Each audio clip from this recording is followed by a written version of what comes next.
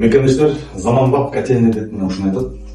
Бул заманбап нержавейканын трубалары менен чогулган. Бүт даже муну бар көрдүңүз, лифттин баары тең нержавейка менен чогулган. Полный коллекторный система болуп калат. Мына бул деген биринчи кабатка, экинчи кабатка деп өзүнчө мына каналдар өзүнчө бөлүнгөн. Бул болсо рециркуляцион насос, лаборатория, бул муздак суу. Сөзсүз түрдө муздак суу ылдый жагында болуш керек. Себеби дегенде муздак сууну өйдө жагын коюп койсок, жылуунун баары тең өйдө чыгып, муздун артынан тербеп, мисалы үчүн муздак муздак болуп калса, тербеп конденсат боло берет да. Ошон үчүн муздак суу деген ылдый жагында болуш керек. Гез печтерин жазган муздак артып калып, муздак сууну өйдө коюп кетип атат да. Андай болбош керек. Заманбап, мондой болгон жакшы чистотник болгон насостор да койду. Андан кийин бунун баары тең теплый пол, бияка деген трехходовой клапан койгон жокпуз. Себеби дегенде бул жерде конденсационный котел коюлган, 185 000 сомдук дисклар деген котел коюлду. Бул да эң качественный, эң сапаттуу котелдун бири.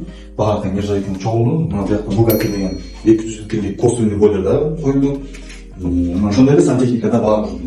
Могу үстүндө болсо көрдүңөр, мына бүт соединение жок келген, баары тең соединение болуп кеткенде угловой пресс фитингдер эле коюлду, чтобы түз түшчүн эле. Анан болду, каламадан түп бир да кошулган жер жок келип. Мунун баары тең жабылып калган, каналга катталып кетти эле. Сөзсүз түрдө бул ушунун баары тең канча сом болгон баары тең өйдө жакка жазылып турат, работа материалдары. Астында болсо буйрук берем десеңер, төмөнкү чалып койгон керек.